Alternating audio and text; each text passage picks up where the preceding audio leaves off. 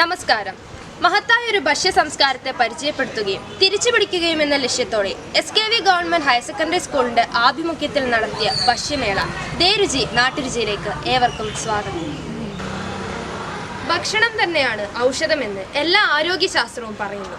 കലർപ്പില്ലാത്ത, കീടനാശിനിയില്ലാത്ത, രാസവള പ്രയോഗമില്ലാത്ത ശുദ്ധമായ ഭക്ഷണ രീതി നാം മലയാളികൾക്കുണ്ടായിരുന്നു.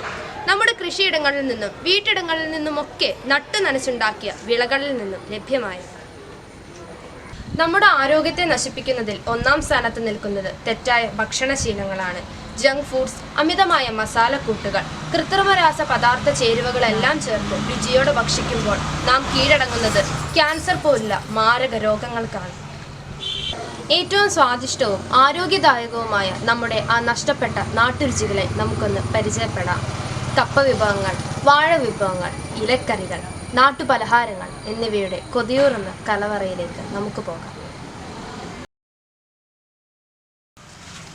ഹായ്, ഈ കപ്പക്കാലയിൽ നിൽക്കുമ്പോൾ എന്തൊരു സുഖമാണോ. കപ്പ എന്ന് പരക്കെ അറിയപ്പെടുമെങ്കിലും കൊള്ളി, പൂള എന്ന പല വെളിപ്പേരുകളുമുണ്ട്. ഇവൻ കിഴങ്ങു വർഗ്ഗങ്ങളുടെ രാജാവാണ്. തെക്കേ അമേരിക്കക്കാരായ കക്ഷിയെ കേരളത്തിലെ കൃഷിയിടങ്ങൾക്ക് പരിചയപ്പെടുത്തി കൊടുത്തത് ഒരു രാജാവാണ്, വിശാഖം തിരുനാൾ മഹാരാജാവ്. മരച്ചീനിയുടെ ശാസ്ത്രീയ നാമം മണിഹോട്ട് എസ്കുലൻഡ എന്നതാണ്. അന്നജത്തിൻ്റെയും വിറ്റാമിൻ എയുടെയും മികച്ച കലവറയാണ് കപ്പ. കപ്പ കൊണ്ട് നമുക്ക് എത്ര തരം വിഭവങ്ങൾ ഉണ്ടാക്കാം.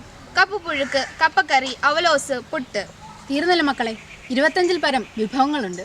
പൂളയുടെ കളി കാണാൻ വാ ഞങ്ങളുടെ മരച്ചീനി സ്റ്റാളിലേക്ക്.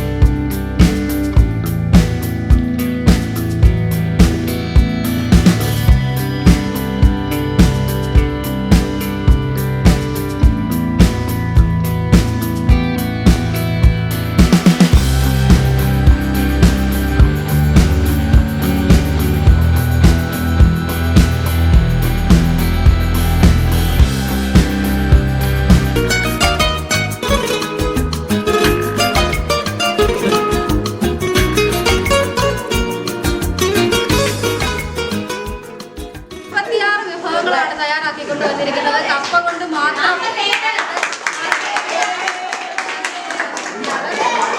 വിവിധ വിഭവങ്ങൾ നമ്മളിതുവരെ കേട്ടിട്ട് പോലും ഇല്ലാത്ത, കേട്ടുകേൾവി പോലും ഇല്ലാത്ത വിഭവങ്ങളെല്ലാം തയ്യാറാക്കിക്കൊണ്ട് വന്ന് എല്ലാവർക്കും രുചിക്കാൻ, അധ്യാപകർക്കും കുട്ടികൾക്കും എല്ലാം രുചിക്കാൻ അവസരം നൽകിയിരിക്കുകയാണ്. വളരെ ഗംഭീരമായിട്ടുള്ള ഒരു പരിപാടിയാക്കി അവരത് മാറ്റിയിരിക്കുകയാണ്.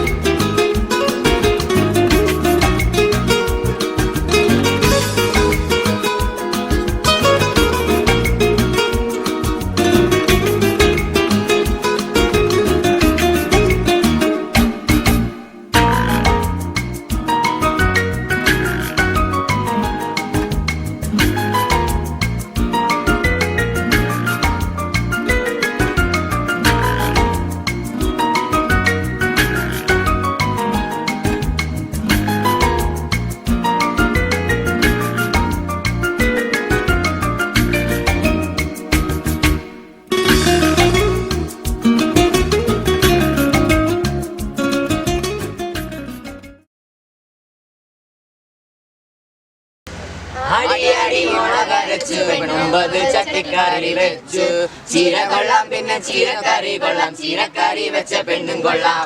അതാണ് പഴമക്കാർക്കറിയാം ഇലക്കറികളുടെ മാഹാത്മ്യം.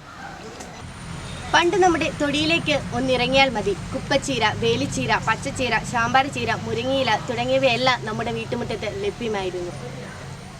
ഇലക്കറികൾക്ക് ഒരു പ്രത്യേക രുചി തന്നെയാണ്. 10 പൈസ ചിലവില്ലാതെ നമ്മുടെ വീട്ടുമുറ്റത്ത് തന്നെ ഉൽപ്പാദിപ്പിക്കാൻ കഴിയുന്നു. വിറ്റമിനുകളുടെ ഒരു മികച്ച കലവറ തന്നെയാണ് ഇലക്കറികൾ. അപ്പോൾ ആ ഇലപ്പെരുമയിലൂടെ നമുക്കൊന്ന് സഞ്ചരിച്ചാലോ?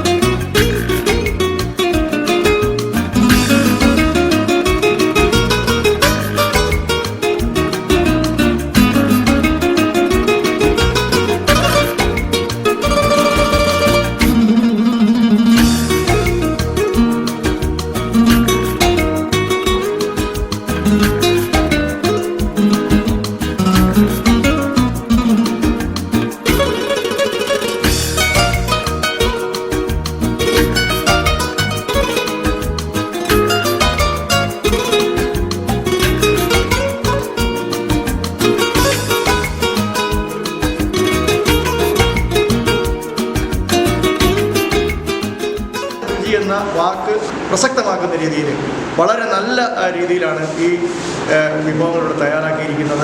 ഏത് തരത്തിലാണ് ആ വിഭവം കൊണ്ട് ഏത് തരത്തിലാണ് നാടൻ രീതിയിൽ ഉണ്ടാക്കിയിരിക്കുന്നതെന്നുള്ള ഒരു ചേരുവകൾ എന്താണെന്ന് പോലും അവർ കൃത്യമായിട്ട് ഇവിടുത്തെ കുട്ടികൾ 5ാം ക്ലാസ് മുതൽ 10ാം ക്ലാസ് വരെയുള്ള കുട്ടികൾ അടുത്ത നാളിൽ തന്നെ ഇത് ഏറ്റവും നാടറിയുന്ന രീതിയിൽ ഈ വിഭവം ഇതുപോലെ ഭക്ഷ്യമേള സംഘടിപ്പിക്കണം എന്നുള്ളൊരു കാഴ്ചപ്പാടിലാണ് ഞങ്ങൾ ഇരിക്കുന്നത്.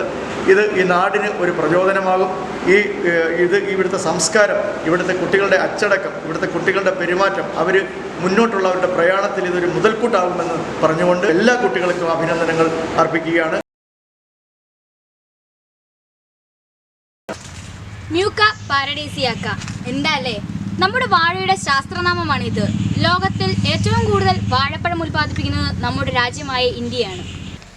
പഴമായി, പച്ചക്കറിയായി, പലഹാരമായി, ഐസ്ക്രീമായി, പായസമായി, വറുത്തും പൊരിച്ചും എന്നിങ്ങനെ എന്തെല്ലാം വിഭവങ്ങളിലാണ് നാം വാഴ കൊണ്ട് ഉപയോഗിക്കുന്നത്. വാഴക്കൂമ്പ്, പിണ്ടിത്തോരൻ, പിണ്ടിത്തീയൽ, അവിയൽ എന്നിങ്ങനെ എന്തെല്ലാം വിഭവങ്ങൾ പറഞ്ഞാലൊടുങ്ങില്ല. അതെ, വാചകം അടിച്ചിട്ട് കാര്യമില്ല. വാ, നമുക്ക് വാഴത്തോപ്പിലേക്ക് പോകാം. ഇത് വെറും പഴങ്കഥയല്ല, അപ്പോൾ കണ്ടാലോ?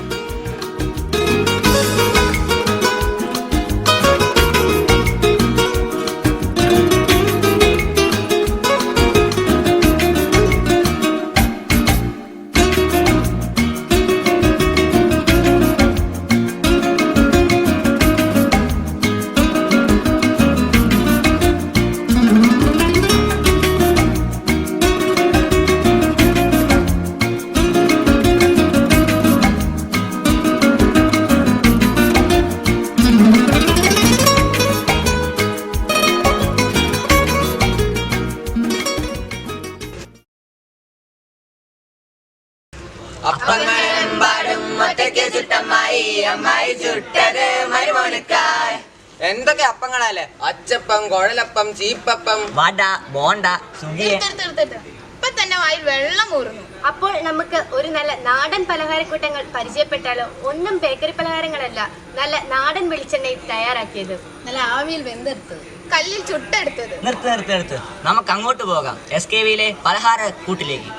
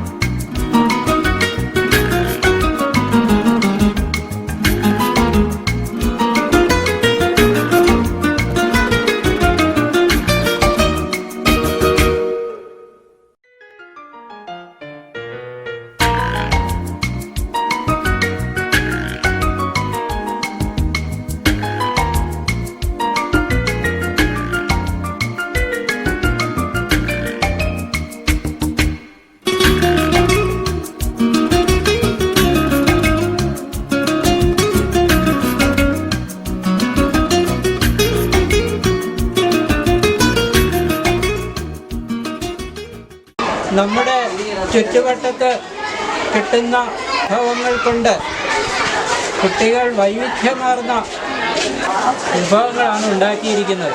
അവർക്ക് കിട്ടിയ ഏറ്റവും വലിയ ഒരു അംഗീകാരമാണ്. ഇനിയും ഈ സ്കൂളിൽ ഇത്തരം മേളകൾ സംഘടിപ്പിക്കും. ഈ മേളയിൽ പങ്കെടുത്ത എല്ലാ കുട്ടികളെയും സ്കൂളിൻ്റെ പേരിൽ ഞാൻ അഭിനന്ദിക്കുന്നു. ധാന്യങ്ങൾ കൃഷി ചെയ്യുന്നതിനു മുമ്പ് മനുഷ്യരാശിയെ നിലനിർത്തിയിരുന്ന പ്രധാന ഭക്ഷ്യവിഭവമായിരുന്നു കിഴങ്ങുവർഗ്ഗങ്ങൾ. വ്യത്യസ്തമായ ഭക്ഷണരീതി നാം അവലംബിക്കേണ്ടതുണ്ട്. ഒരു കാലത്ത് ചേന, ചേമ്പ്, കിഴങ്ങ്, കാച്ചിൽ തുടങ്ങി നിരവധി കിഴങ്ങുവർഗ്ഗങ്ങൾ മലയാളിയുടെ തീന്മേശയിൽ എത്തിയിരുന്നു. പച്ചയ്ക്കും വേവിച്ചും സൂപ്പാക്കിയും കിഴങ്ങുവർഗ്ഗങ്ങൾ ഉപയോഗിക്കാം. പഴമക്കാരായ മലയാളിയുടെ ആരോഗ്യ രഹസ്യത്തിൻ്റെ പ്രധാന കാരണങ്ങളിലൊന്ന് കിഴങ്ങുവർഗ്ഗമായിരുന്നു. കിഴങ്ങുവർഗ്ഗം കൊണ്ടുള്ള അതീവ രുചികരവും തികച്ചും വ്യത്യസ്തങ്ങളുമായ പാചകക്കൂട്ടുകളെ നമുക്ക് പരിചയപ്പെടാം. കിഴങ്ങ് വെറും കിഴങ്ങനല്ല, കിഴങ്ങ് സൂപ്പർ.